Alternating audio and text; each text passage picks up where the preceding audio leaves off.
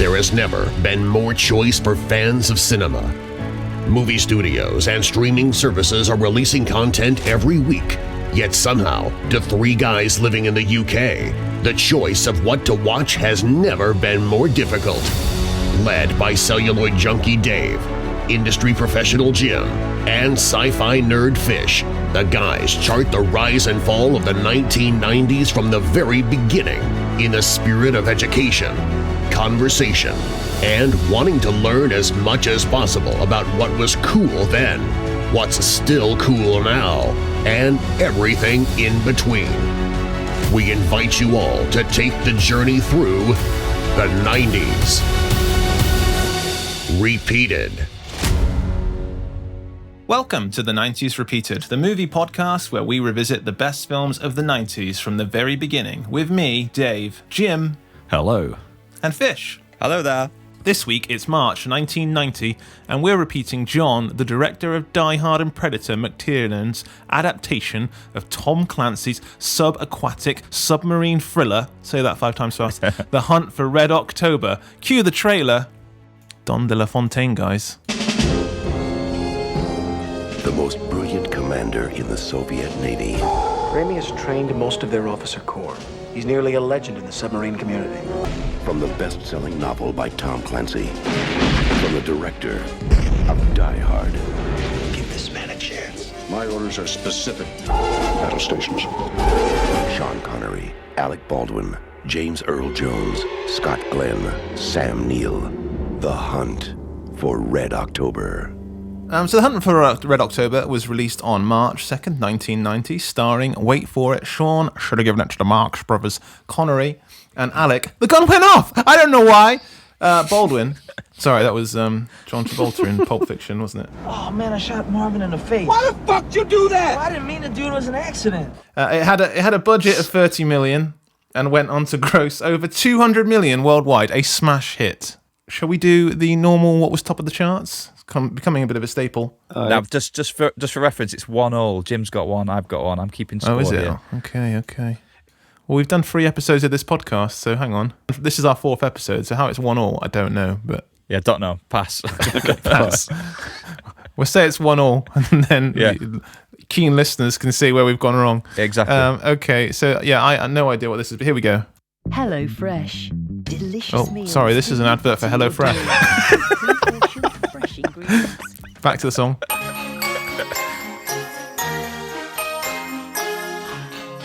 I'm struggling. I don't know what it is. See, the Prince or Michael Jackson. Neither of us are going to get this. Oh God, we're going to have to. No, we're going to have to bail. What is it? It was Janet Jackson. I knew it was a Jackson. Escapade. Who? Wow. Escapadia. You look that up in your own time. Sure. I mean, I guess Fish was close. He did say Michael Jackson, I think. Did he? Yeah. Didn't hear that. Very good. Well done. Points, please. Yeah, plurals. So back to the movie, guys. We're a movie podcast. Shit. Yeah, we are a movie podcast. So can I ask, in traditional fashion, what was your knowledge of the film? Had you seen it before going into this one? Should we start with Jim? I thought I had seen this movie, but I don't think I had. It was one of those films where I was convinced I'd seen it, but it must just be another submarine movie I'd seen when I was a kid and just had no memory of it. Often gets confused with Crimson Tide, this one. Yeah, which might have been the film that I saw. Bish? I was going to say the exact same thing. I convinced myself that I'd seen this film. To be honest, I think I had seen it, but I think I was very young. Mm-hmm. And as a result, I think none of it sunk in because it's very political and it's very... Great pun. What did I say? Sunk in. We got a pun klaxon. No, we haven't. Sick reference, bro. Yeah, there you go. Yeah, I think I watched it when I was young and none of it had sunk in. Yeah. Because I didn't understand anything that was going on. Yeah, I didn't have any strong feelings or memories of this. I'd definitely seen it, but I could not remember much of it. Mostly my memory is just Sean Connery in the uniform, looking dreamy. That was it. So excitement levels going in at all? Fairly excited? Indifferent? Meh? I was pretty excited. Yeah, go on, Jim. Yeah, I'm really excited. Sean Connery, I think I hadn't quite realised it myself. how much of a hero he is of mine. And I haven't sat down and watched a Sean Connery film for I had no idea when the last Sean Connery film I watched was. It was probably a random Bond film on a Sunday night or something. Yeah. But that opening shot of his dreamy eyes, I actually went a bit weak at the knees. I just thought, it's Sean. I mean, obviously, I write that the movie opens with a full-on shot of his eyes, and it is just a cool opening. It's a cool way to open a movie anyway. Very. But it is instantly kind of iconic. You know it's Sean Connery. He's so dreamy. He's so dreamy. He's just a very handsome man, isn't he? Mm-hmm. Just Absolutely. In a way that kind of I know we are just to clarify, we are three straight white guys on a podcast. Jury's out. I'm a bit tanned, as I like to say. He's just very masculine, isn't he? He's very macho. Yeah. In a way that you don't get, because leading men now, even if you think of someone macho, maybe like, I don't know, Chris Hemsworth, he's still kind of soft and a bit playful. Not if you saw the last Thor movie. No, but that's what I mean. So there aren't really like hardcore kind of men's men. How would you describe this? Is that kind of archetype doesn't really exist now? I don't think. Maybe it's just the world we live in as well. You know, maybe it's the times. It's a lot of it, I think. Yeah, and okay, so this might be controversial, but whilst Sean Connery is very manly and charismatic, a great sort of screen presence, I'm not convinced he's that great of an actor. No, he is a fantastic actor, but I mean, maybe not the best Russian, okay? Well, no, like this film's, okay, we can get onto the accents in a little while, but I don't know, there's just something, and I think we may have talked about it before, it's like when he commands the screen, Jim. Well, yeah, but he does. He does. Yeah. We're not talking like about a transformative actor here who makes you really he's like... not Daniel Day-Lewis. Exactly, that's what I mean. And so you're kind of just watching him. You're watching Sean Connery, which is why it is always when you watch a Sean Connery movie, you're watching Sean Connery. You're not watching a character. Yeah, I get it. And that's kind of a bit of a debate about acting in general, isn't it? What is a good actor? Is it a Daniel Day-Lewis where, they transform and they're chameleons and you don't recognise them? Or is it, a Sean Connery, a Tom Cruise, where they just have a lot of charisma and they just suck you in? Because we talked about it when we did... we've talked not on this particular podcast, but we have all talked about Tom Cruise in Interview with the Vampire. It is Tom Cruise. You're watching Tom Cruise, but he's just electric on screen, and you kind of want to watch him. I think Sean Connery is more that kind of school. Yeah. So is he a gifted actor like Daniel Day-Lewis? No. But the only other thing I'll add is that I listened to a few interviews of Alec Baldwin. And Alec Baldwin talked about why he's a brilliant actor. And the way Alec Baldwin described it is he described it from more of a technical point of view, where Sean Connery knew where the camera was and knew what the camera moves were. He knew where the camera was. Well, and he so like you imagine there's a few scenes in this movie. Like once Alec Baldwin said it, I was like, oh yeah. So there's a few scenes in this movie where the camera's moving. Sean Connery will say a few lines, then the camera comes in close and he says another line, and he's kind of tailoring his performance to the camera movements. And Alec Baldwin described it as watching a man skiing. Okay. Do you know what I mean? Like it's just really skillful that like he's walking around the set and the camera's following him and he's doing the lines in pace with the camera, and that is a skill, Nice. All this reminds me of is that like terrible Michael Caine, like where he teaches acting in front of the film camera to like acting students. You ever seen this? Is that real? It's for real? Yeah, it was made back in like the 70s or 80s something, and it's just like Michael Caine just explaining the most basic shit about being on set, just like they'll put some tape on the floor and that's where you have to stand. Fuck no shit, Michael. Interestingly, if you're doing a movie and you're smoking a cigar like I am today, a cigar don't look like a cigar on a movie camera. Let me show you what I mean. Now look, there's my cigar. Now look at it through the monitor there, the movie camera. See? Look at my cigar, look. See, it looks like a sausage. In fact, has anyone got any sausages? Is this, because I had an argument with myself while I was watching this. In my head, this, for me, is peak Sean Connery, right? This is how I will always remember Sean Connery being. That look with the grey beard and the grey hair and just... however old he is, 59, 60, I think, when he did this, and it's this and, Indiana Jones when he played. Yeah. When he played. Well, his I think dad although he with his was grey Bond, beard. Yeah. I don't know for a fact, but I would speculate. I probably should know this, but that I would speculate in terms of box office. I'm betting you probably this movie, Last Crusade, and The Rock are probably his biggest films and probably did better than Bond. I reckon. And even if they didn't, and if I'm wrong on that, our generation, are going to remember him more for that era of movies than Bond. Because Bond, he's not my Bond. I didn't grow up with him. I'm a bit too young. Yeah. Pierce Brosnan was my Bond because that was the 90s. Yeah. And I think, Sean Connery this era is how we remember him just because of our generation, I think. I'd like to congratulate us all right now on the willpower we've all shown to not do a Sean Connery accent so far. I just did one right at the opening, mate. Yeah, Dave slipped one in, yeah. Did he slip one in? I missed it. Oh, well, that's ruined that. Okay. Never mind. I've got some more lined up, don't worry. Oh, no. It's open season now. Open season. I should have mailed it to the Marx brothers. Will you take it easy? Take it easy! So, the opening shot is eyes then. I don't know how long we've been talking just about Sean Connery. Did you guys get the sense, I got the sense from the opening that I was kind of, it could have been a comedy and it could have been like an Austin Powers movie where someone was an undercover Russian and just couldn't say very many words. So they just had to say one or two words that they knew they could nail in Russian.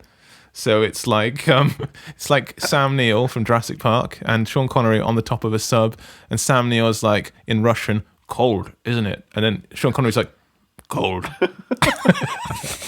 Does he not say cold and hard? Exactly, two words in Russian, because they're like that's all they know they could nail it, and again it just feels like it was extremely limiting the dialogue. Did you guys didn't feel this? Oh, absolutely, but this really confused me at the opening of the film, like because they're talking Russian. Mm-hmm.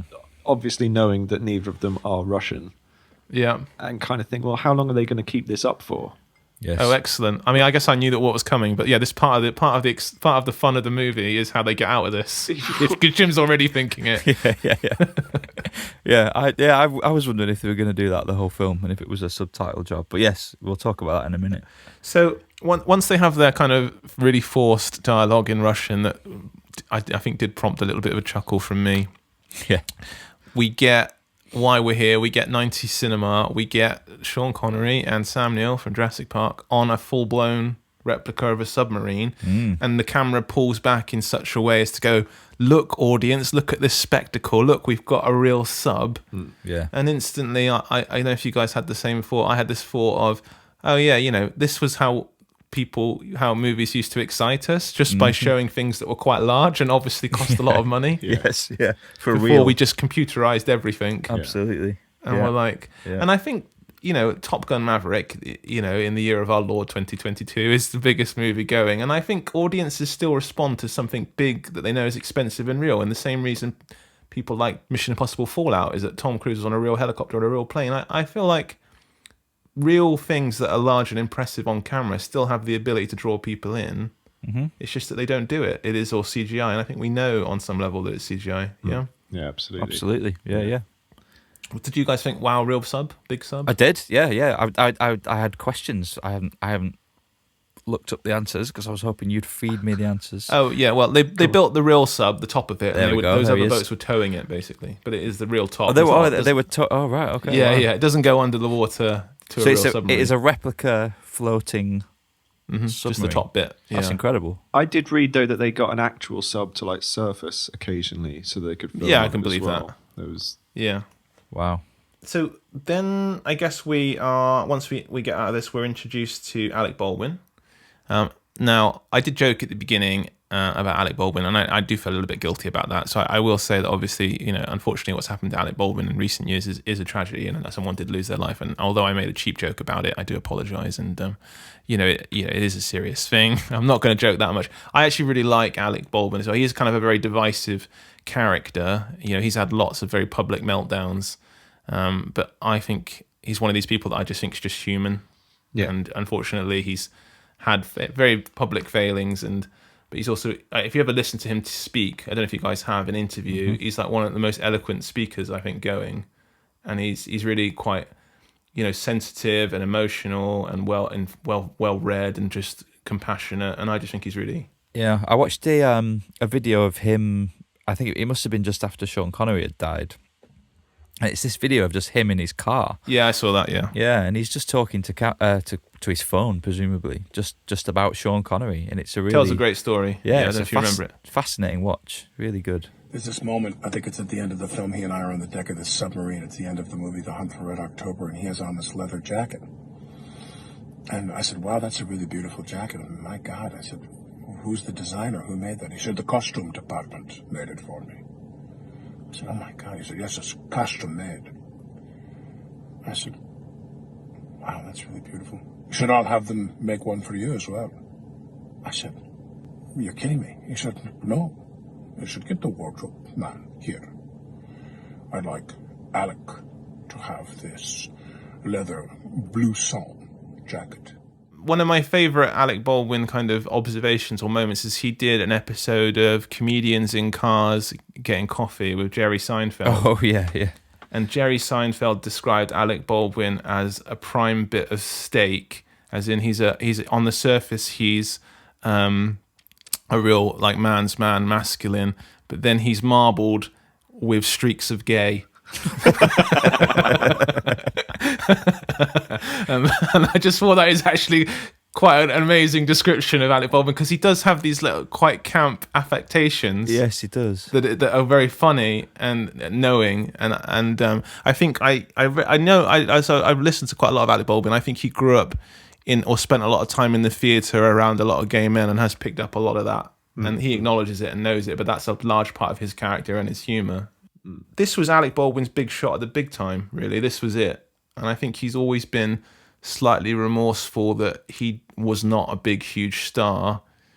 And I think it's because he never really sold out, is the truth. I mean, one of the reasons that he didn't come back to do these other Ryan movies, because there were a load and Harrison Ford took over, is that he wanted to do Broadway shows and plays, and he was trying to push to do them, and they wanted him to leave his slate completely open so they could film and ask him to come back whenever, and he just wouldn't do it. Wow. So yeah, he's obviously now become this kind of character actor side part, and I think he's always brilliant. Just one of these actors that's always solid. And if you guys have seen him in other things, or what do you think of when you think of Alec Baldwin? Beetlejuice for me was... he's kind of invisible, I think, in Beetlejuice, actually. I think he's a non-entity. Yes. That's like his first film, I think. But he's almost chameleonic in that, because it took me a while to realise that was Alec Baldwin after the fact, because I don't know, because he sort of plays that wet... Or maybe it's just the glasses. Yeah. It confused me, like Superman. I think, I don't know if you've seen it, but like I actually think his greatest performance is just his narration of the Royal Tenenbaums, which is amazing. Was that him? It's him. Okay. Royal had lived in the Lindbergh Palace Hotel for 22 years. Can you pay her in cash?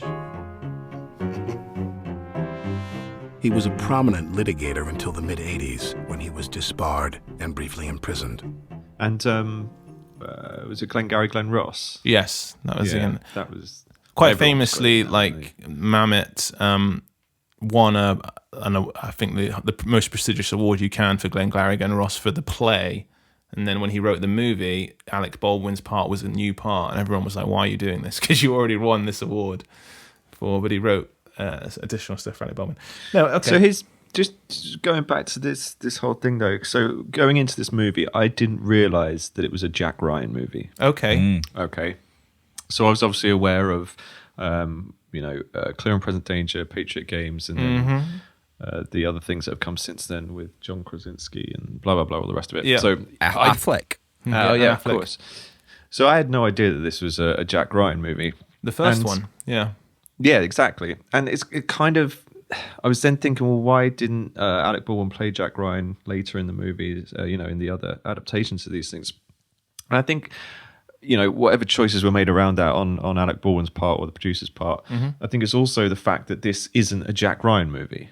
When you consider that Jack Ryan is like the hero of these stories.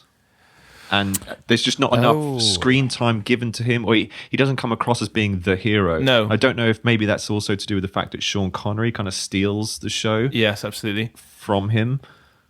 I think it's a couple of reasons. Yeah, so the whole thing, so originally they did not want Alec Baldwin. They always wanted Harrison Ford. They couldn't get Harrison Ford for the movie. They ended up with Alec Baldwin. Alec Baldwin then wanted to do some stuff, wouldn't keep his slate open. Also, the studio owed Harrison Ford loads of money for other failed movies that didn't go ahead. So they owed Harrison Ford all this money. They also kind of always wanted Harrison Ford. And also Alec Baldwin was being kind of difficult around keeping his slate open. So they just brought Harrison Ford back. But I think there's a couple of scenes in the movie. Alec Baldwin's great at the kind of analytical analysis stuff, but I don't buy for a second he's a soldier or that he's served or that he commands at all. No. So I think he doesn't is come kind across of as ex-military, does he? No, he's not. When they talk about, this boy was laid up in a bed for 2 months with a broken leg, and I don't believe any of that with Alec Baldwin. But I do believe Harrison Ford. I think it is just he's slightly miscast. I think if Harrison Ford is in this movie, he'd feel more like a hero just by virtue of being Harrison Ford, I think if Harrison Ford was in this movie with Sean Connery, like the year after The Last Crusade, everyone would just be really confused. It'd be weird as fuck. Yeah, Junior. Oh, God. Junior? Yes, sir. It is you, Junior. Don't call me that, please. Well, what are you doing here? I came to get you. What do you think? So what a cast though in this movie, right? Did you guys see the cast list and were going, hang on, I know all these people? What a fantastically miscast cast were in this film. True, there's a lot of great actors, arguably all of them miscast, yeah. Who was miscast? Sam Neill, I suppose. Well, just Tim the entire... Sam Neill wasn't great. Yeah, just everyone on that Russian ship. It's like, just get some Russian actors. Yeah, that's not how we used to do things, Jim. Not in the 90s. No. Instead, we've got a Scotsman, an Englishman, and an Australian all playing these lead parts on a Russian submarine. Yeah, and then obviously you've got the vaguely Eastern European guy playing the actual Russian villain in Stellan Skarsgård, who's actually like Danish, isn't he, or something? But yeah, I mean, yeah. I love it when there's someone with a strong accent in a film and they try and write it out. Like they say he's not from Russia, don't they? He's from Lithuania. Yeah. Did you guys catch the blink and you'll miss it uncredited sort of performance by none other than Jason Isaacs? No. Jason Isaacs was sat around that Russian table. He's not credited in the film, but he's there when they're all in the canteen talking. Trivia bomb. I don't know what he was doing in Paramount Studios in the 90s, though, just kicking around. You know what I mean? You would have thought that he's just obviously just a jobbing actor. That's strange. Okay, I mean, we've barely got through the opening 5 minutes, guys. So, yeah. Fish, I'm sure... Obviously, Alec Baldwin's introduced. You must have gone, hang on a minute, it's only bloody... Beverly Crusher from Star Trek. There you go, I knew he would. Beverly Crusher, Gates McFadden. Yes. It's an absolute triumph when anyone from Star Trek shows up outside of Star Trek. Because it's like, yes, come on! The career's going well. But in actual fact, I don't think it was. I think this was... during her hiatus, she took a season off, didn't she, from The Next Generation? Oh, you know more than me, yeah. Yeah, she was replaced by Dr. Polanski for a season. So you're probably thinking, why did Gates McFadden, Beverly Crusher, agree to be in this movie for what amounts to one line? So apparently they said, come and do this, Gates. You have a much bigger part in the sequel. Unfortunately, when they recast Harrison Ford, they also recast Gates McFadden. Yeah, no kidding. So, well, she went back to Star Trek, didn't she? Yeah, unlucky. We're introduced to Alec Baldwin. He's at home. He is obviously he's well read. He's got all these books everywhere on naval, Civil War and stuff. Then he's on a plane. He doesn't like flying, and immediately I thought, oh, John McTiernan, Die Hard. Is this a little nod to Mr. John McClane? This is a real weird. This is a horrible scene. Back and forth. Exactly. I thought because he says turbulence, and it's like. He just starts like mansplaining turbulence to this poor stewardess. And I thought, it doesn't endear you to his character. I thought, this is not a good look. And that also might be the way Alec Baldwin's playing it. Maybe there was a way you perform this in a way that makes him endearing, but didn't. Harrison Ford could have smashed that scene. Didn't work. Do you know how old Alec Baldwin is in this movie? 28. I'd go early 30s. Yeah, 32. No, 31 when they were recording, and I thought more manly than I'll ever be. Though, do you not think? I mean, he's just like although I think Harrison Ford's a better cast, he's still an adult in a way that I don't feel. Do you know what I mean? When you watch these movies, this guy's a proper adult. He's a 31 CIA analyst. Yeah, you're basically an analyst, though, aren't you, Dave? We don't need to open this can of worms on this podcast, Dave. Let's save this for therapy. But do you watch movies? And I always feel this must be happening to you. Do you always? I feel when I watch movies, I always feel these people are older than me, but that's not the case anymore. Oh, absolutely. I mean, that always scares me when I watch an old movie now. I realise these people are younger than I am. Those now. guys in Friends are in their 20s. I know, right? Yeah. Then, once we're introduced to Alec Baldwin, we're then introduced to an American submarine. We're introduced to an actor who I think is the unsung hero of this film and a favourite of mine. James Earl Jones? No, it's Courtney B. Vance. Oh, yeah. Who the hell's that? The sonar guy. The sonar guy. Now, he's a great actor. Jonesy? Jonesy, yeah. Seaman Jones. Yeah. Don't think you need the seaman bit. He's a great actor. He's in a lot of fantastic 90s movies. And if we continue this podcast and keep it going, he's definitely going to come up a few times in some really great films. I didn't recognise him from anything else. No, he's really kind of one of these under-the-radar actors. But then when I saw Courtney B. Vance, and I thought, oh yeah, I like you. You're great. You're awesome. It got me thinking about John McTiernan as a director and his films. And I think he's actually really great at colourblind casting. If you think of Die Hard, there are a few black actors in that had fairly large, prominent roles. They don't draw attention to their race. You know, you had Bruce Willis's, a cop friend on the outside, and also one of the criminals of Alan Rickman was black. And then also in Predator, you had, Carl Weathers, Arnold Schwarzenegger's friends again, not drawing attention to his race, and also one of the other crew members, Bill Duke. And I just thought maybe John McTiernan doesn't get enough credit for this, for having a diverse cast of different coloured actors and not really drawing any attention to it, or it feel like stunt casting or anything. Did that cross anyone else's mind? Just me? Jim? It felt a little bit forced in this movie, though. Don't you think? Well, I'll just throw my point out. I'll leave my stuff. Okay. In, well, no, just to counter your, I understand what you're saying. Yeah, I think go on. across Yeah, the board, maybe John McTiernan, you're right. But I think in this movie, he just did feel like the token black guy, and I don't know why. But you've also got James Earl Jones, haven't you, as the Admiral? I don't know. Yeah. And then also, I just think he's a champion of black actors because obviously, and also Die Hard with a Vengeance, they got Samuel L. Jackson in, didn't they, when he came back? And I think he had a bit of a relationship then with Samuel L. He did Basic, which didn't do very well, but that was John Travolta and Samuel L. Jackson. I feel like he is a champion. He's an ally, guys. That's what I'm saying, So, do you want to talk about, very soon here, we get the transition to how they're going to get around this whole Russian dilemma? Is this clever or is this cheesy? Or is it both? Well, you tell me what you think about it. I kind of knew it was coming. I thought it was both. When it was happening, I was like, oh, that's quite neat. Because obviously they can't keep up this Russian shtick. So it was a nice little trick where you zoom in on the lips, and I believe the transition happens when he says the word Armageddon, which is the same word in Russian and English. Oh, very good. Didn't know that. Trivia Bomb. Which is clever, but at the same time, it is a little bit cheesy. It's horrible. Is it? I hated it. Right. Oh no. What would you? So what is your preference, Jim? I kind of like people speaking English with the accent, with the Russian accent, but obviously that wasn't going to fly with Sean Connery either. No, he's from Scotland, grad. It's either that. It's either everyone speaks the language or everyone speaks English with an accent. That's how we've kind of got to now, haven't we? I kind of like that this one says we're not doing that. Yeah, it didn't wash for me. Well, I think they should have just cast Russian actors, or had them speaking Russian in 1990. Well, yeah, look, there'd all be spies. Well, no, man. but this is the whole point of us doing this podcast, right? Is to find out what worked then and what works now, and that doesn't work now. Okay. That just doesn't. It wouldn't go now. It did work back now. then. It's true. But God, I'm glad I didn't have to watch it back then. I don't know. I think it works until the end of the movie, which we'll get to, and when the whole logic goes out the window, it goes completely out the window. Once Alec Baldwin and Sean Connery in the same room, it was like Time Cop, where the two people melt together. I was like, I don't know what's happening anymore. What dimension? What language are people speaking? How can they understand each other? I don't know what's going on. And you I just had to forget about it. It's like, I don't care. Okay, just got to. It frustrated me to the point where it was like, you know what, just.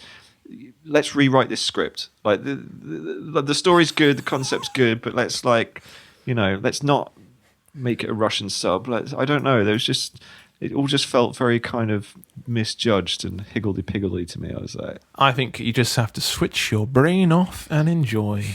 That's what you enjoy have to do, what, as they say. Enjoy Sean.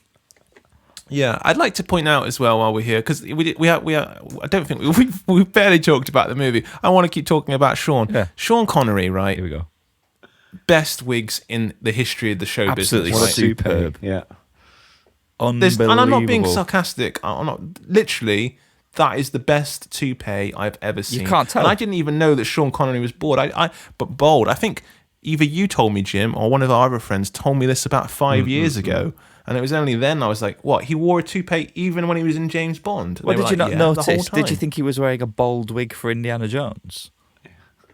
Because he's bald. Well, I mean, I didn't think about it. Right, well, okay. Didn't cross my mind. But I agree with your point in any case. It is fantastic hair. Amazing. Yeah. Did you read about the whole ponytail thing on this film, though? No. Okay, so apparently on the first day of shooting, Sean Connery turns up to shoot this film, and he's in his Rising Sun Wesley Snipes ponytail. Basically, yeah, he's wearing like a toupee with a ponytail, and apparently all the cast and the director just thought it was ridiculous, and they managed to talk him down. And he came back the next day with just the sort of short back and sides, and they had to reshoot like those first scenes, and apparently it cost $20,000, so they call it the $20,000 toupee that Sean Connery turned up with. Oh my God. I was just trying to think then off the top of my head. He has a ponytail in a film around this time. Rising Sun with Wesley Snipes. Well, wasn't what I was thinking. It was the Medicine Man. Of course. Oh, also in the Medicine Man. Yeah, that's his ponytail flick that I'm thinking of. Maybe it was that one and not Rising Sun. I have a feeling it's in Rising Sun. But anyway. What came first, this film or either of those two? Because I feel like Sean... Well, we're in the 90s, Jim, so this definitely came first. Right, okay. So he was so disappointed that he didn't We're in 1990. Yes. Yeah. Yeah, that logic doesn't make any sense. No, those are other 90s movies, is what I'm saying. Right, so okay. we're starting in 1990, Right. so you can confidently say those are in the future. My point is, 100%. Sean Connery was so upset that he didn't get to wear his ponytail wig in this film. He just kept it in his back pocket That's until right. he could whip it out. He must have shelled out decent cash for it. He's like, Yeah. I have to get some mileage out of this bad boy. This isn't being relegated to the closet. I spent a bastard fortune on this ponytail. This ponytail's got to see the light of day.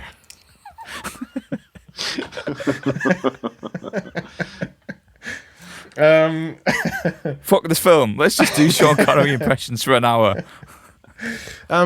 So, start of the movie, we're introduced to Sean Connery on his ship. They switch the language. Now he's now speaking English, and he's talking to another Russian who I learned completely coincidentally because he wasn't even around when this movie was made. This Russian soldier that he's talking to at the start of the movie is called Putin. So Sean Connery kills Putin.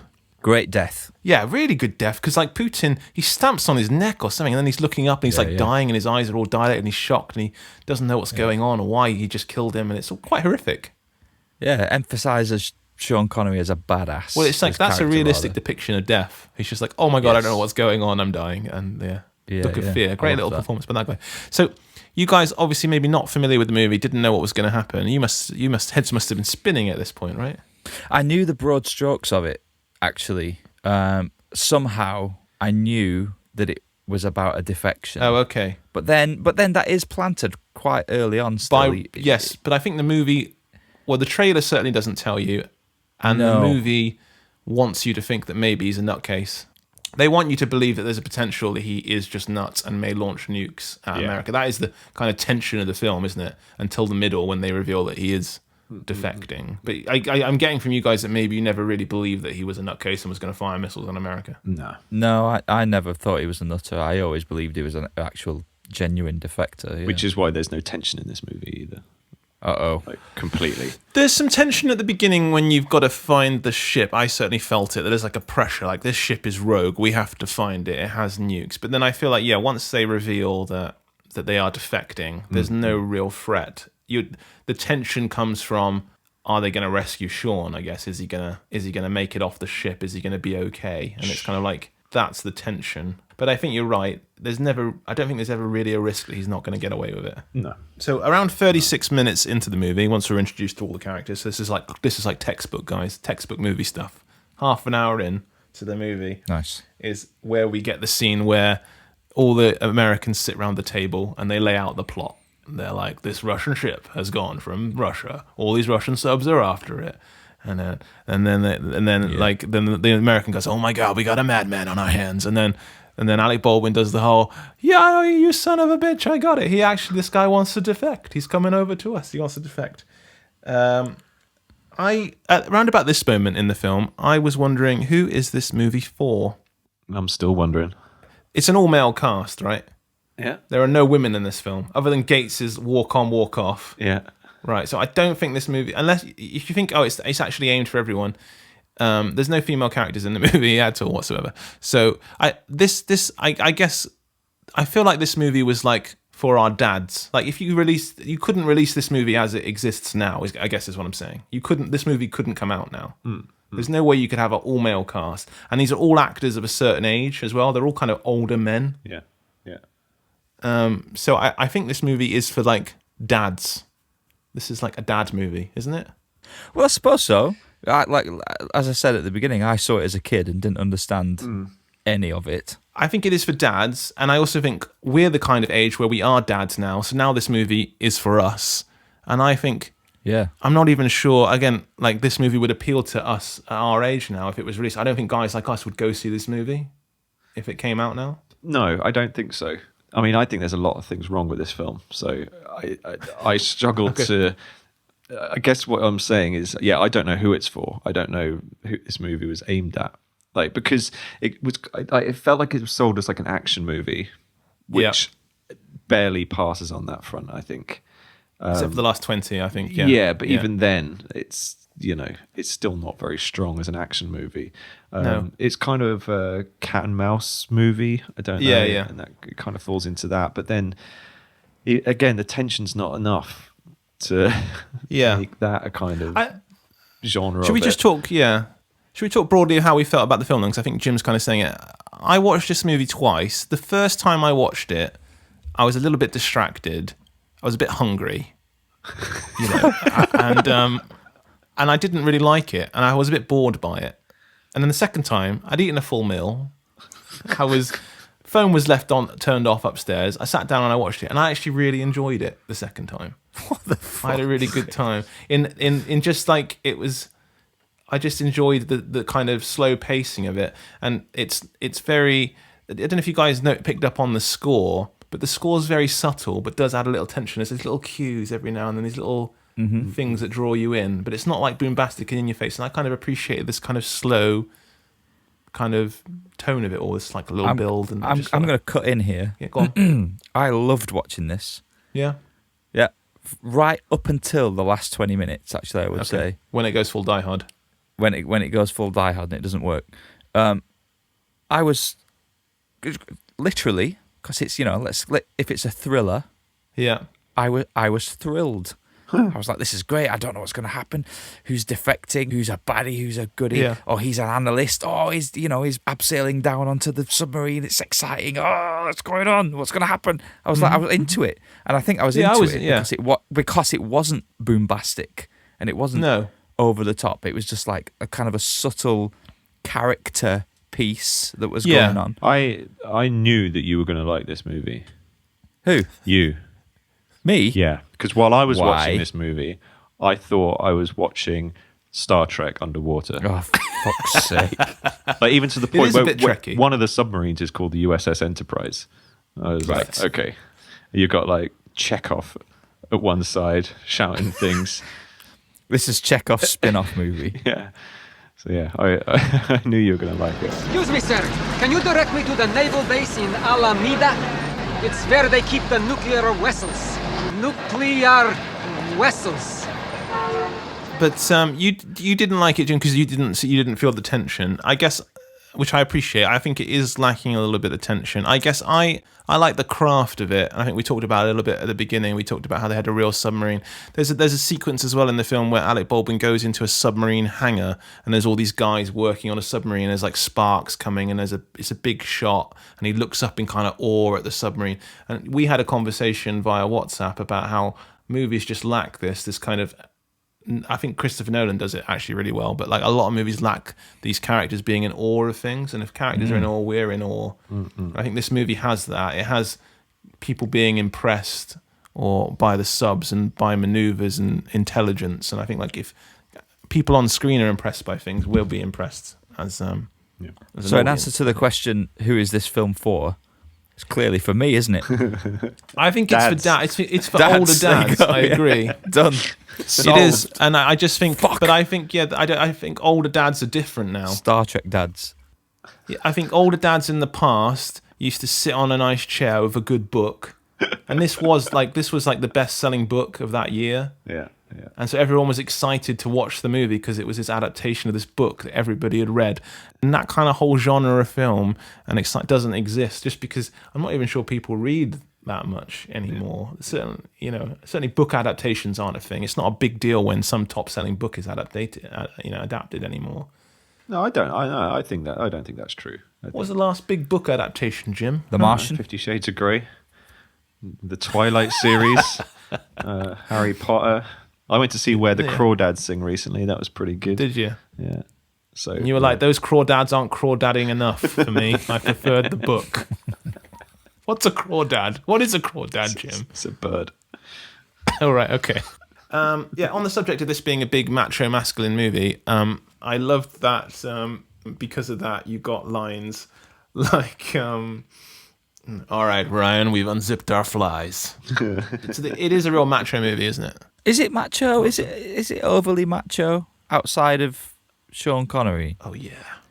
Yeah. Cheeseman all over the place. Yeah, I mean, they're all swimming around in these phallic-shaped objects for 2 fucking hours. It's definitely a dick movie.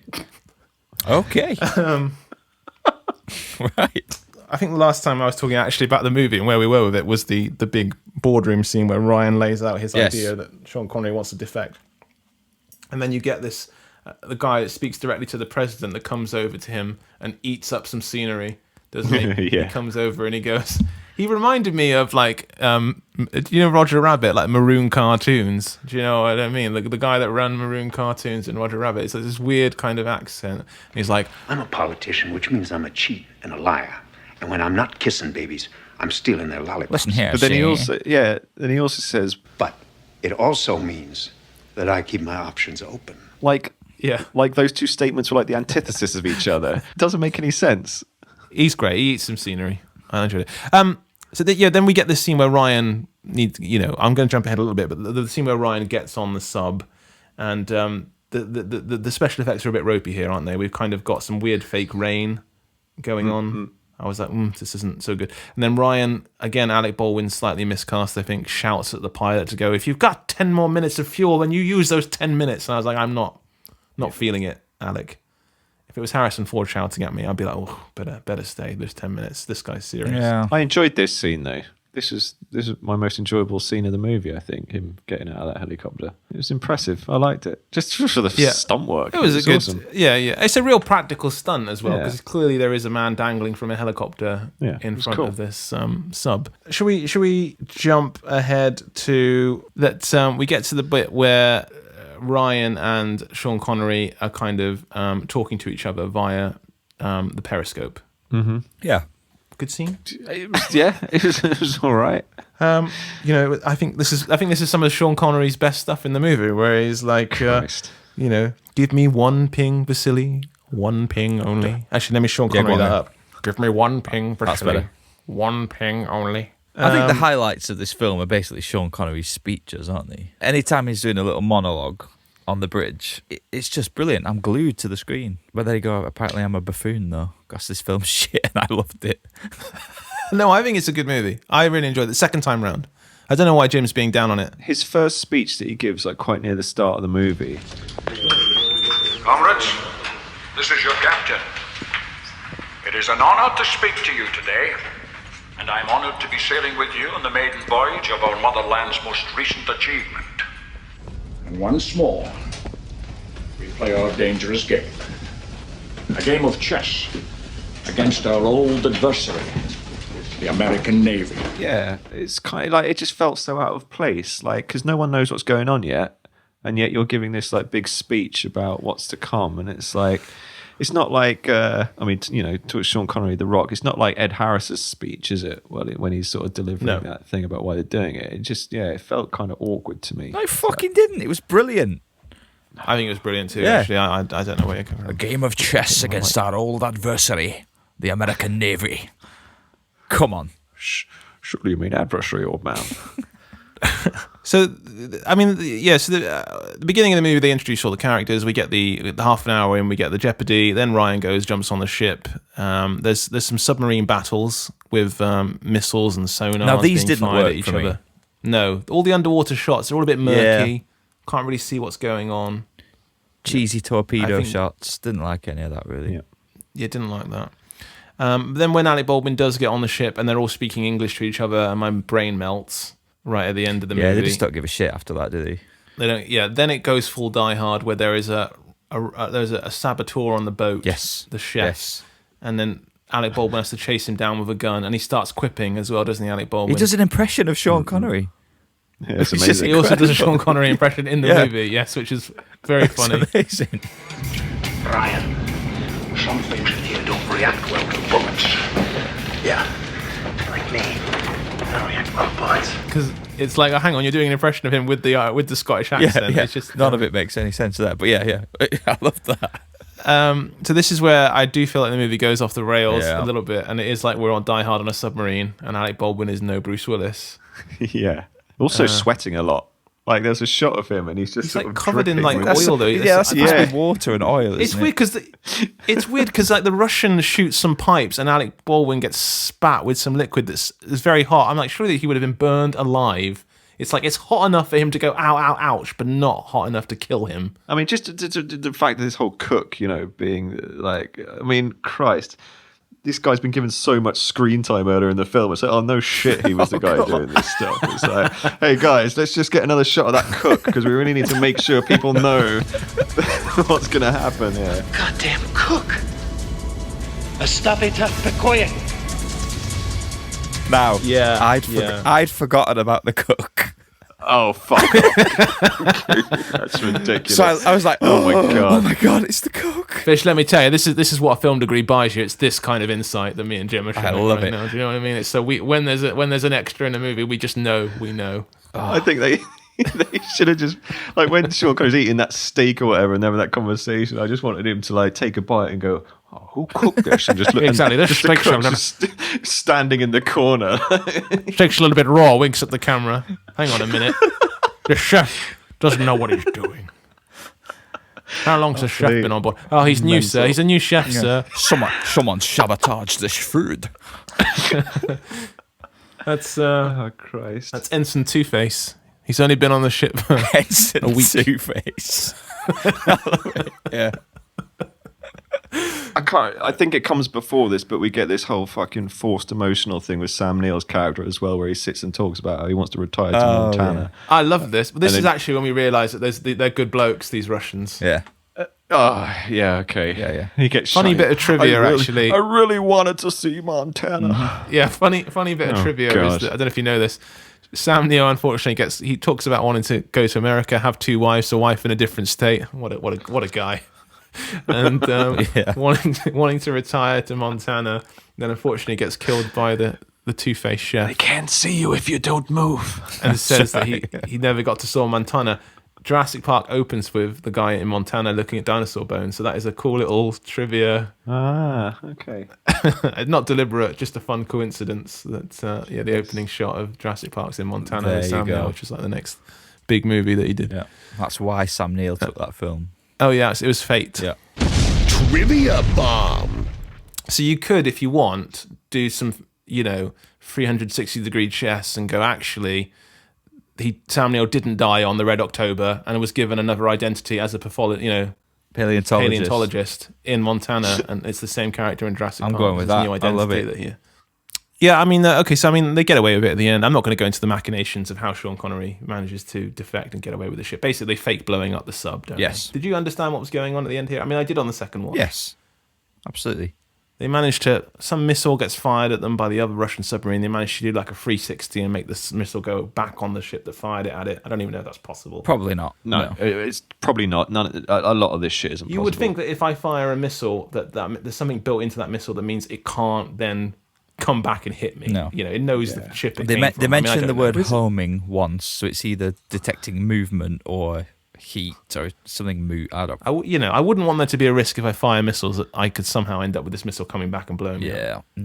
Isn't there some like ridiculous shit earlier in the movie where they do this like maneuver to like catch up to the torpedo or run away from it before it's armed or something? They mention Crazy Ivans a lot, which I thought was a sex move. Oh no! What they do? They head towards the torpedo to try and intercept it before it's activated. Yeah, which is bollocks. Yeah, probably, isn't it? All of this is bollocks. Hey, that's Star Trek classic writing. That.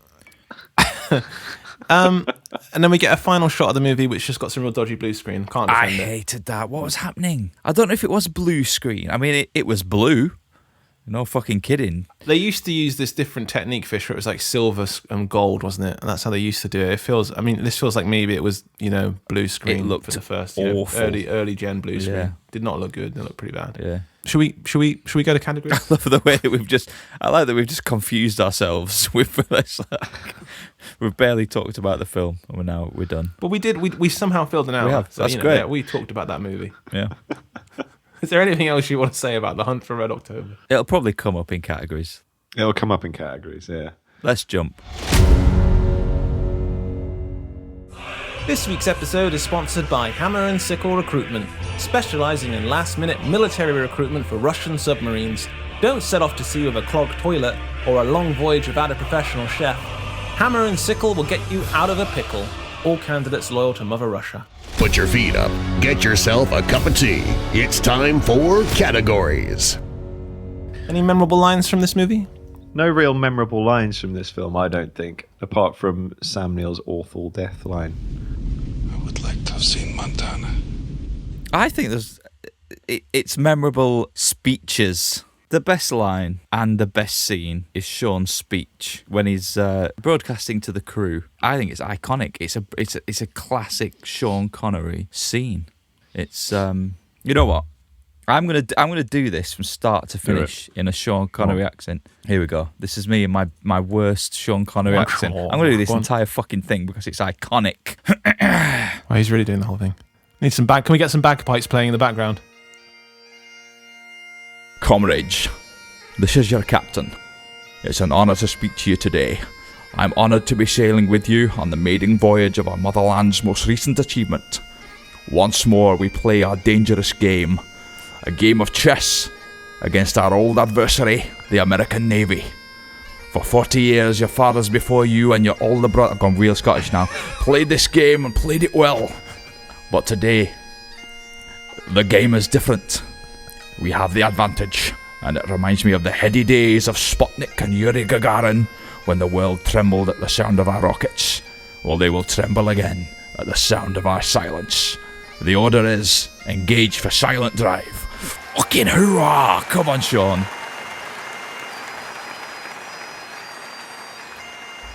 Does that not just fill you with joy? No, it didn't. Oh, your impression was great, and I enjoyed your rendition of it. It meant nothing at the time. Whew.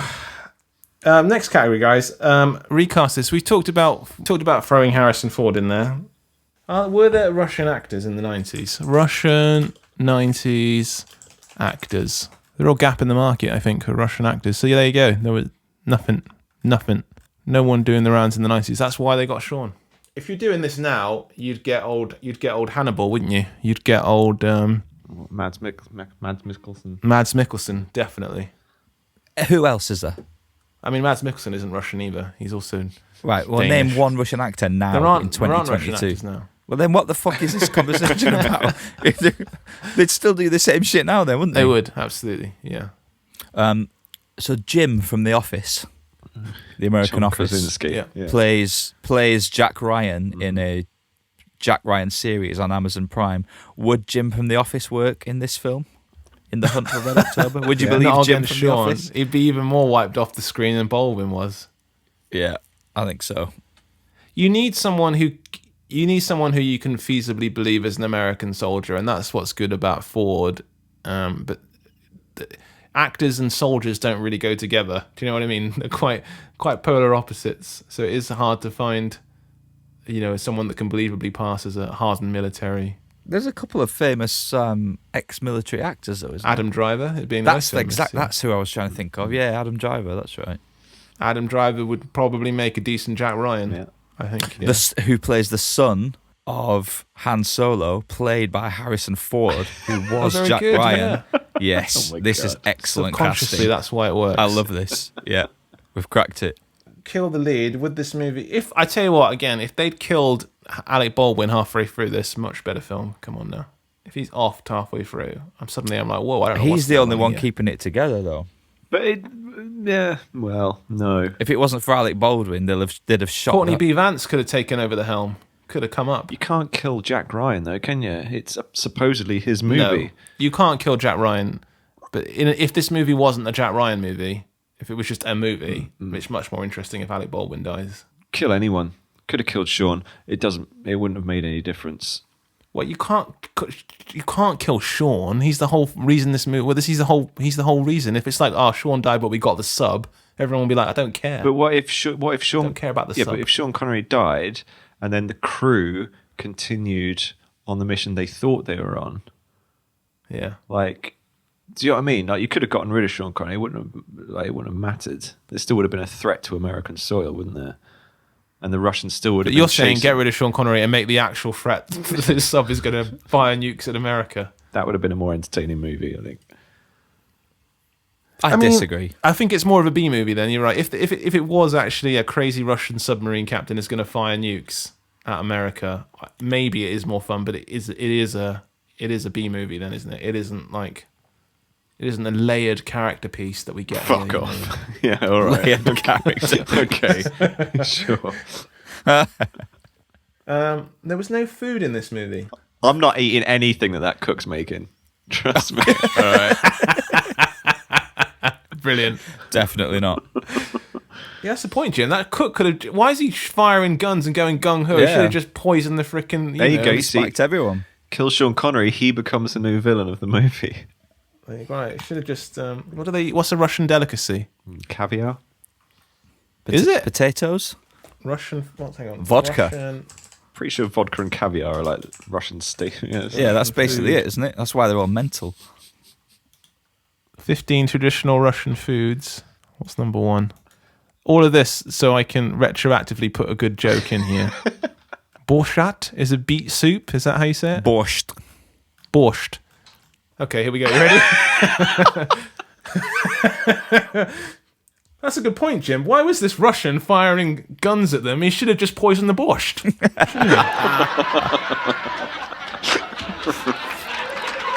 Musical number. We get some singing in Russian. Loved don't we? it. Love that do scene. we? Christ, we. They start off saying it's like all these actors or soldiers as they're supposed to be, and then as the song progresses, it turns into like this amazing choir. It's like all these guys learn to sing in the process. No, of this one it's the song. national anthem. They're so patriotic that all they Right. care about is their nationality. They're singing the national anthem. Listen back to it.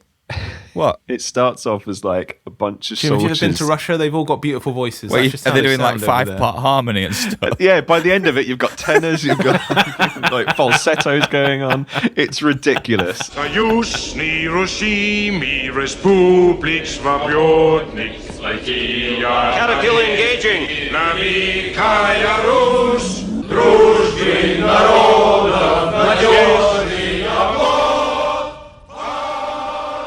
Right, at this point, I'm going to cut in and let's chat about the composer of the film, Basil. Amazing composer. Do you know where we've heard him before, guys? Well, I do, but you tell us. He's Paul Verhoeven's composer. That's So right. RoboCop, Starship Troopers. Yeah, Basil. I'm not sure about his last name. Paul Duris or Polly. Great score Polly in this Duris. movie, though. Fantastic. It is good. I said it. Yeah. Let's run through his really subtle score. I'll run through Really his good. 90s films, actually. This is his first one, Hunt for Red October. Yeah. I don't know if you've ever heard of this. Quigley Down Under. Yeah. Flight Yeah. of the Intruder, White Fang, Return to the Blue Lagoon. White Fang also brilliant. Yeah. Wind. Yeah. Hot Shots Part 2. Amazing. And then we've got Free Willy. RoboCop 3 though. It's not RoboCop 1 unless he got. He did do one. Did he? Oh, he did. But Oh, that's I was 80s. only looking at the 90s. Yeah, you're right. Yeah, Yeah, RoboCop. yeah. Yeah, and Starship Troopers, Under Siege 2 as well. Also, while we're on the subject of amazing talent in this movie, do you know who the cinematographer of this film is? It was, yes, I do. Hold on. Jan de Bon, right? Jan de Bon, who would go on to direct Twister and Speed. Fish. Is the Oh, director of hello. photography on this film. Right. One of the best cinematographers of the 90s. sadly burned too many bridges in Hollywood and doesn't direct anymore. Namely, some bridge burning happened on The Haunting with Steven Spielberg. Some more bridge burning happened on Speed 2, and then finally burnt all those bridges with Lara Croft Tomb Raider 2. Still DOPing though, right? No? He's done. Really? Wow. He is done. He's out. Crikey, poor old Ian. The Bechdel test. Oh, no. Crikey. Wow. This is anti-Bechdel, isn't it? It's worth naming, while we're on it, though, I mean, there are very few movies that have all-male casts, actually, and especially these days. Will we ever see one again? Unlikely. So this is in a very unique subgenre of films with, like, The Thing. Mm-hmm. The Thing? The Thing? Yeah. Yeah. Are there any others that you guys can think of? I'm guessing K-19, The Widowmaker, which I've still never seen, with Harrison Ford. A Russian sub-movie. The Reservoir Dogs. Yeah, there's a woman that shoots Mr. Orange, but she doesn't have a line, does she? I was trying to be clever and strip it back, and I was going to say Moon, but I think even in Moon, very good. He has a video call with like his wife. No, very he? good. No, I mean, it's just kind of noteworthy in that I don't think it makes the movie good because it's an all-male cast or makes it bad or anything. It's just unique, I guess. Makes the movie kind of unique. Would this movie be better non-linear? Probably.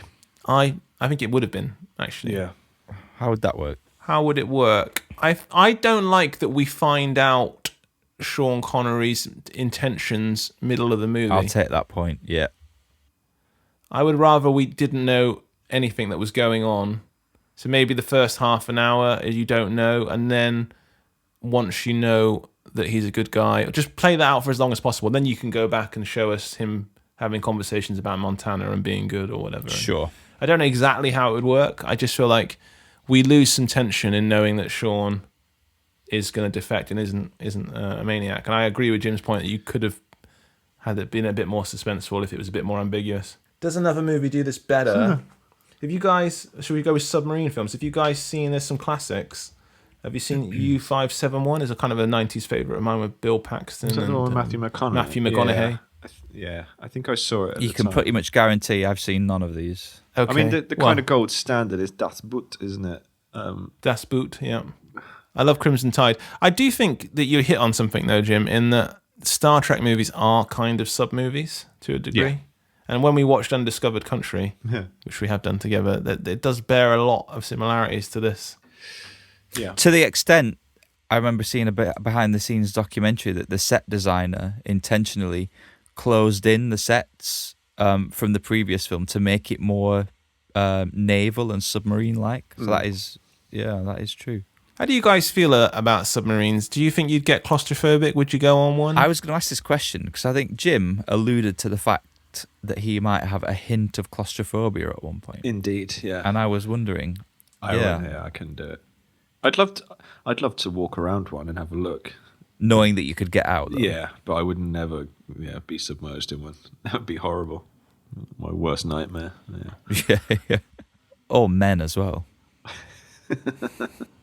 I'll do that. Any memorabilia from this film? It's got to be the uniform, though, right? I'd take the uniform. Take Sean's hat from the opening scene. The Russian. I know what we should get. We want the original ponytail toupee. Ponytail toupee would be good. I want that teddy bear. Oh yes. What teddy bear? The teddy bear right at the end of the movie. Central to the plot. Yeah, that Jack Ryan's taking home to his daughter. Instead of having another baby. Yeah, because she wants a brother. Sitting on the aeroplane seat. Right. Where else have we seen that teddy bear fish? I don't know. It's the same teddy bear that John McClane's carrying around in Die Hard. Is it really? Drop that bomb. Trivia bomb. Fish, you want to go first? Best thing, worst thing? The last 20 minutes were a little bit all over the place when it tried to be an action film. And I noted down a couple of lines that were really horribly awkward. First of all, and this has got to be some sort of tongue-in-cheek bullshit by the screenwriters here, somebody shouts, "Emergency blow." And then the next line is, "Come on, Big D, fly." Now you tell me what movie you were that's watching. not a screenwriter having a laugh. You did watch the movie The Hunt for Red October. Oh, The Hunt.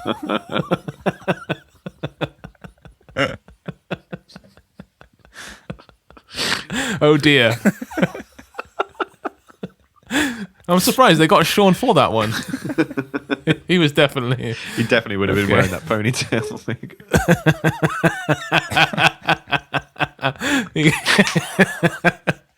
Release countermeasures. Emergency flow. Come on, Big D. One line. Yeah, the other line. When the homing missile turns around and gets the other Russian sub, the guy turns to the captain and says, "You arrogant ass. You've killed us."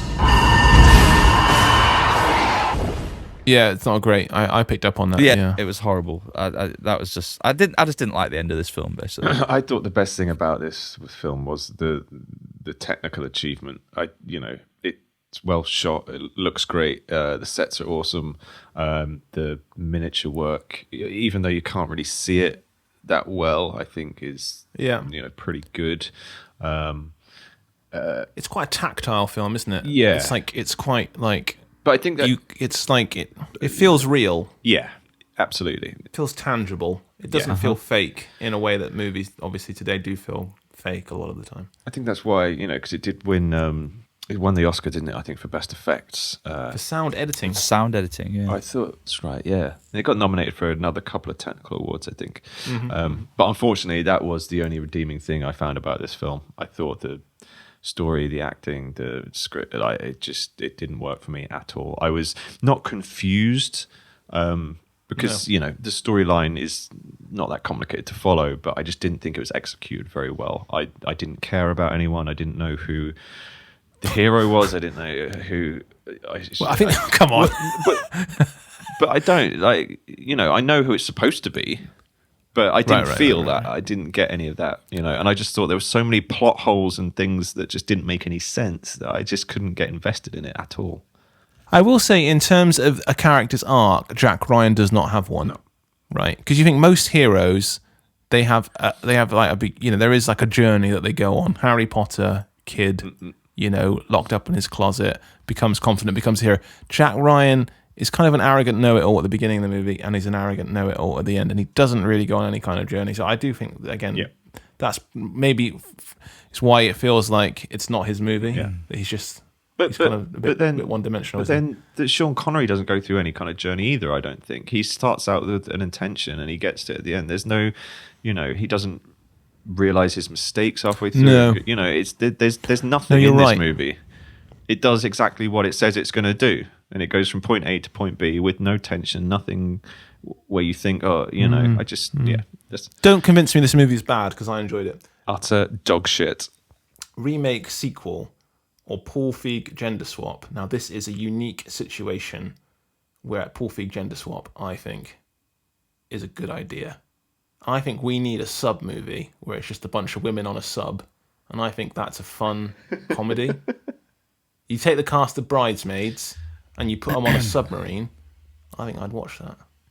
There was a BBC drama very recently, called Vigil, and it was set on a submarine, and it was a female main character, and she was gay. That did really well, didn't it? That was it did really really well, and it stole a lot from this. Namely, the scene where she was abseiling, if that's the right term, abseiling down. Yeah. There was a scene where they tried to drown her in a submarine torpedo. Yeah, that's right. And it was a mixed crew though. It was men and women. But there was a lot taken from The Hunt for Red October, I think, and I think that did really well. And I watched it, and I did enjoy it. But I saw it via Gogglebox. It was TV budget kind of stuff, but it did have a lot of Red October in it, I would say. I'm sure. Tom Clancy primed for a remake, so we're getting Jim from The Office. So I guess at some point, if that was really popular, they'd spin Red October into that TV show, I guess. But I don't know if it's. I'd watch that. That'd be incredible. Yeah. Yeah, I don't know if it's still going. Is it that they cancelled it, or is it still going, Fish? Is it still a possibility? It feels like I watched series 1 and then bailed because it was unbearable. Amazon's all about Lord of the Rings now, isn't it? I don't feel like they've got anything else going on.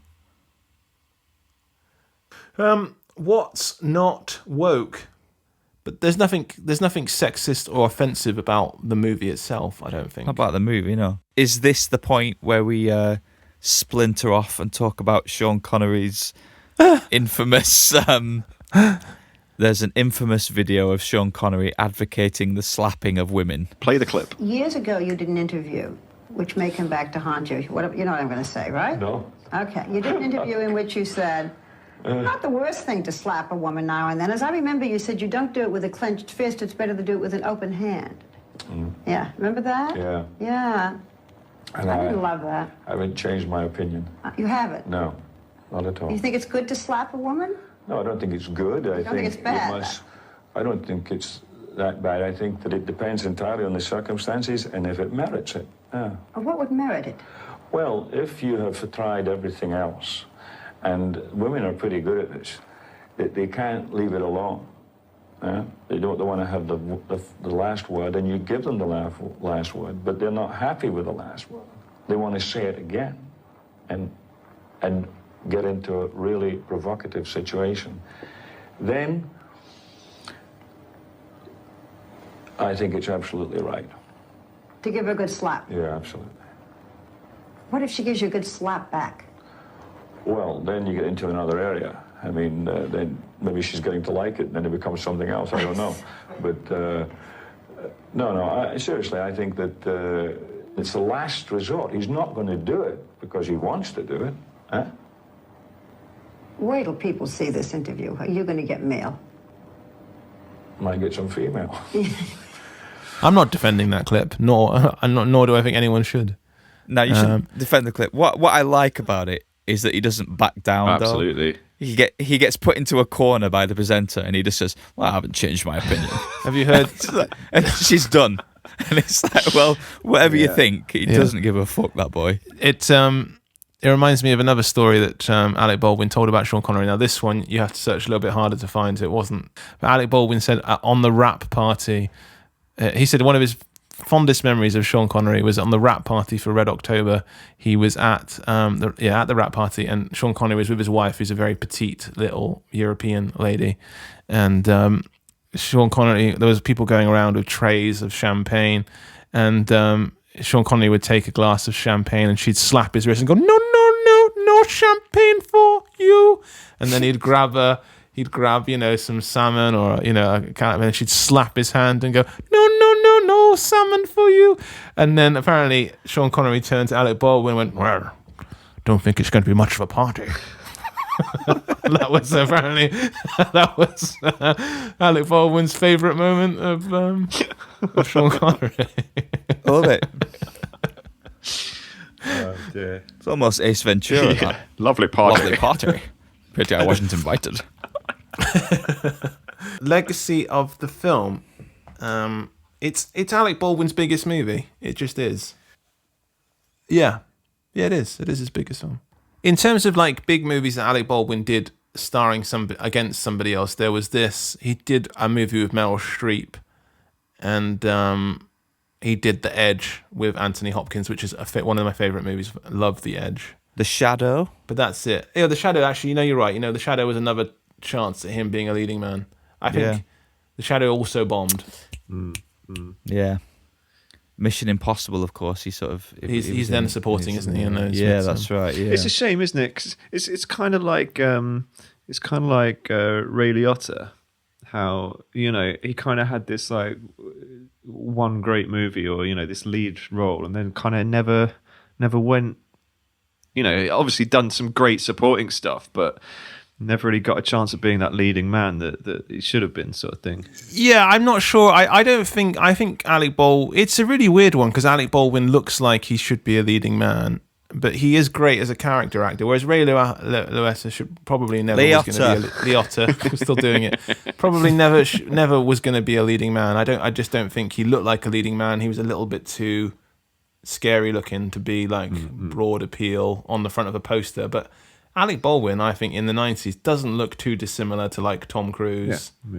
Yeah, he's got the look. Yeah, but there is a world in which Alec Baldwin was a big superstar. I think it could happen. Legacy of this film. I don't think it's one many people talk about these days. It's obviously Jim didn't even know it was a Jack Ryan film, so that tells you something. Yeah. I was confused for a little while about Jack Ryan and Jack Reacher. I should have mentioned this earlier. I thought they were the same character. I was like, oh yeah, Tom Cruise has done some Jack Ryan. But no. Oh dear. Different Jack. Yeah, different Jack. I don't know. Also, not the same one that climbed that beanstalk. Fish. Just to clarify. Yeah. And not the Jack. That Titanic. That was a different Jack as well. Different Yeah. right. Yeah. Okay. I don't want to make sure you just don't get confused. Yeah. Just to be clear. What were we saying? Legacy of the film. It is. I think if people said, "Oh, name like top 5 Sean Connery films," I think it might be in there in terms of Sean Connery performances. Doesn't top crack 5 it. Sean Connery films. No. You don't think it makes the top? It probably doesn't make the top. You don't think it doesn't even make the top 5? I don't know. I mean, in terms of the timing of his career, it's right up there when he was hammering it hard. But best films. No.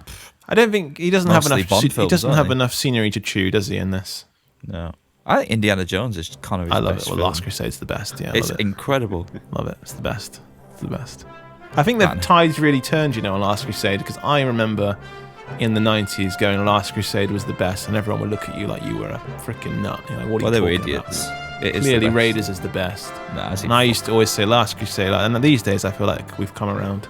Absolutely. What the tides turned. Yeah. Overall opinion of the film, guys. I love this film. I think we can all agree we admire the craft of it. Yeah.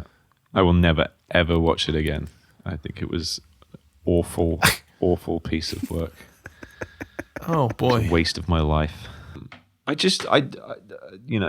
know that we're watching this 30 years later, or whatever. Yeah. I'm just genuinely shocked, and how well received this movie was. It did gangbusters. It's because the book was so popular, though. It almost couldn't fail. Unbelievable to me. I watched it and I was like, really? On a $30 million budget and taken as much as it did, it's like, Jim, take yourself back to 1990. We just saw Nightbreed last week. This was a Well, that's revelation. true. Yeah, exactly. Yeah. Compared to Nightbreed, this is an absolute masterpiece.